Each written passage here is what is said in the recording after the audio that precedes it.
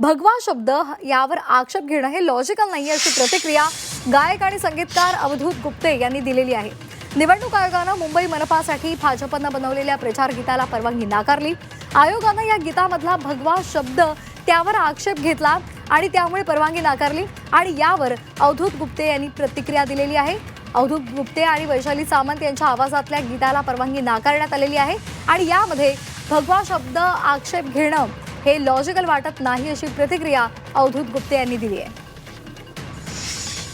महापालिकेवर भगवा आणि भगव्यासाठी कमळ अशी ती कॅचलाईन मी बनवली होती आणि बाकी गाणं देखील लिहिलं होतं, म्हणजे लिहिलं आहे रादर।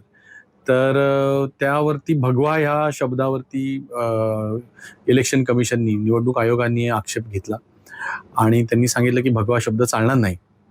तर मला नक्की माहित नाही नक्की काय झालं, कारण डिटेल तो पत्र मला अजून मिळालेलं नाहीये।